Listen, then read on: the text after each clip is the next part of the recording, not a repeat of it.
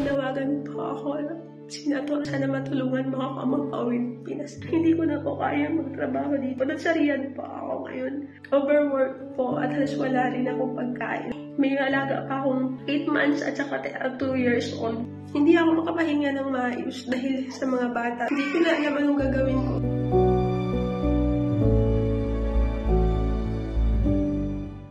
Rani, ilan ang anak ninyo? Actually po, ma'am, wala kaming anak. Wala pa kayong anak. Okay. 1 year pa lang po kami nag-live-in. 1 year pa lang kayo na nagsasama. Pero pang ilan na ito na pag-deploy? Nakapagtrabaho na ba abroad? Naging OFW na ba? First OFW po siya, ma'am. First pa lang po niya. First time niya ito na mag-OFW. Opo. Okay. Kailan mo siya huling nakausap? Gabi naman, ma'am. Nakakausap naman. Opo. Nakakapag-usap kayo. Opo. Okay. Na-report na ba ito? Yes, ma'am. Actually, ma'am, yung anak niya sa Mindanao po, nagpapunta na po sa OWA. Kaso, wala pa kwan yung OWA naman eh. May kwan naman yung OWA pero wala pang action. Wala pang action. Opo. Si recruitment agency. Opo. Okay, pero na-report ito sa Opo. OWA. Ma'am, how do we go about pagka ganito po ang sitwasyon? It looks like, ayan, hindi nasusunod yung kanyang hours of work. Kasi kung natutulog sa kanya yung bata na 2, so parang 24 hours Yes po, ang ma'am. kanyang, Yun yung at saka lalo na baby, di ba? Opo, ma'am. Meron naman itong nanay. Sana. Ma'am, how do we, how do we rationalize, kumbaga? Hindi kasi natin alam kung ano ba yung naging arrangement ni Carla doon sa kanyang employer or doon sa taking care of the baby or kung ano yung mga wards niya. Okay. Ngayon, I think what is clear here is hindi niya kaya yung trabaho dahil kasama niya yung 2 bata at kulang yung pagkain niya. Yes, ma'am. According to the note passed on to me now, ang ating office ay nakausap na yung worker para malaman yung kanyang condition and nakausap na rin yung recruitment agency sa Saudi para i-assist na ma-repatriate. So to date, hindi pa rin kasi parang linalagay, the worker is currently in the Sakaka region. Nasa Sakaka region daw, it's in the central region. Okay. So I do not know how far is the central region from our, malayo daw ito eh. Okay. Kasi from the central region to the eastern region, ang ating Alcobar office is nasa eastern region. Ang central region, ang Sakaka ay nasa central region. And if I am not mistaken, it's about 6 to 8 hours travel. Okay. So let us see kung paano yung mako-coordinate to na maibalik na siya sa ahensya and then for eventual repatriation. Paanohan ko na rin to, notifyan na namin yung recruitment agency dito. Sige po, ma'am. Kung valid, I think it's still valid eh. Valid pa yung recruitment, di ba? It's October 2024. Yes, so ma'am. pwede pa to. Oo. Paanohan namin, notifyan namin yung agency. Carla, nai-report na natin ito sa Department of Migrant Workers yung sitwasyon mo. Tama ka, hindi naman talaga pwede na 24 oras ang trabaho mo. Kailangan mo rin talaga ng sapat na tulog, pahinga, at higit sa lahat, sapat na pagkain para malakas ka sa Lutang na siya palagi, trabaho mo. Nandito ngayon si Rani. Alam ko nakikinig ka lang at hindi ka makapagsalita, Be, lakasan mo ng loob mo dyan. Tutulungan ka ni Sir Rapi. Huwag ka mag-alala, makauwi ka. Gusto ko na ako pagod na ako. Sige lang, lakasan mo ng loob mo dyan. Huwag ka mag-alala. Tutulong sa'yo. Nagpatulog pa rin ako ng bata. Carla, medyo malayo ka kasi doon sa ating MWO, yung opisina natin, nasa central region ka, nasa eastern yung ating mga 6 hanggang 8 oras na biyahe yan. Pero nasa na po ako, nasa Riyadh na po ako. Makauwi na siya sa Riyadh. nasa Riyadh ka na. Opo. Opo. Okay. Nung marang 3 weeks na po kami dito sa Riyadh nakauwi na po kami. Nakauwi na kayo, okay. Nasa Riyadh ka? Okay. Yes, ma'am. Can I ask, Attorney Ina, can I ask Marnie to give us her, si Marnie or si Noraline to give us her mobile number? Sige, ma'am.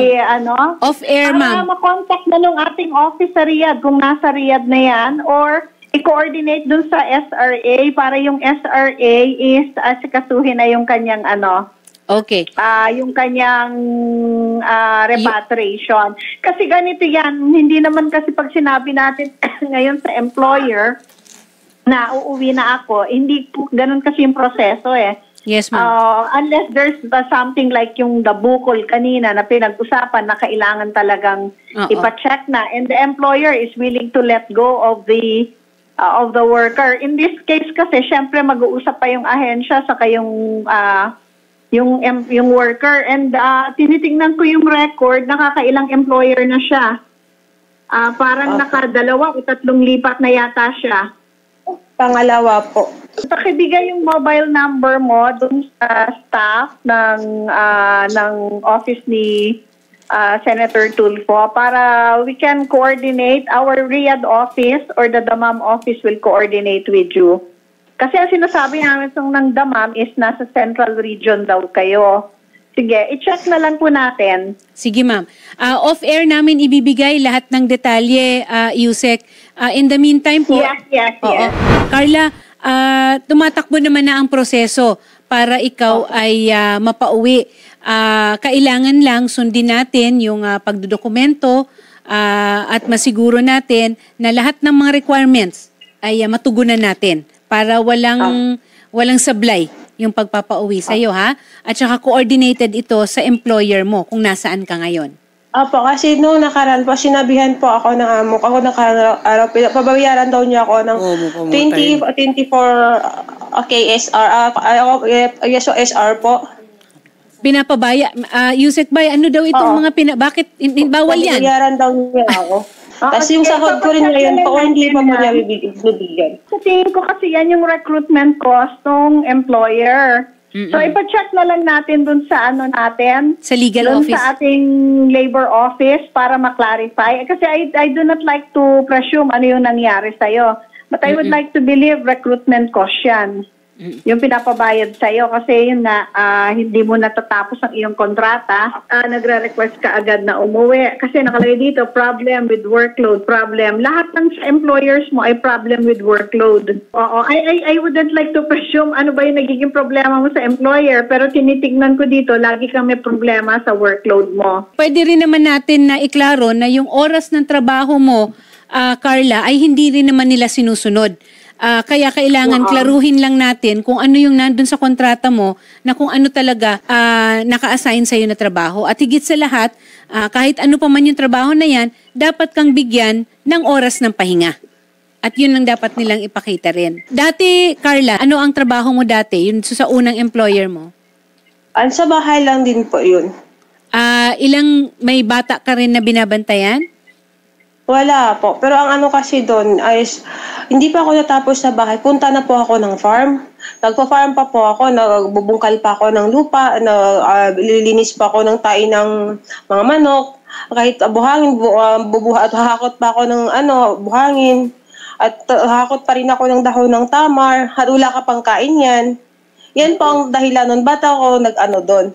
Ba't pa ako na umalis doon? Okay, pero ang kontrata mo dapat sa bahay ka lang, domestic helper. Opo. Okay. Opo. So ayan, lahat yan, ilalahad mo doon sa ating legal officer para matingnan rin yung kontrata mo. Opo. Oo. Okay. So, Yusek, explain na rin namin dito kay Rani yung proseso. Ha? Para alam nila kung paano yung proseso. Okay. Ma'am, maraming salamat po, ma'am, sa walang sawa niyo po pagsuporta sa mga kababayan natin na OFW. Okay, at kay Sir Rapi po, ma'am. Okay po. Huwag po kayo mag-alala. Tutugunan po natin ang inyong mga hinayag na problema. Salamat, Yusek. Thank you. Have a good day. Si Rani, nakangiti na. Kanina umiiyak, tumutulo ang luha. Ngayon, nakakangiti na. Medyo mas may liwanag na Rani. Po siya, ma'am. Iyo po, Ma'am Carla, may mensahe po kayo kay Sir Randy? Salamat. Akala ko na hindi mo ako tutulungan eh. Kasi sabi mo sa akin nung nakaraan, ayaw mo na ako tutulungan. Pero kahit ano naman, salamat, hindi mo ako pababayaan. Yun lang po.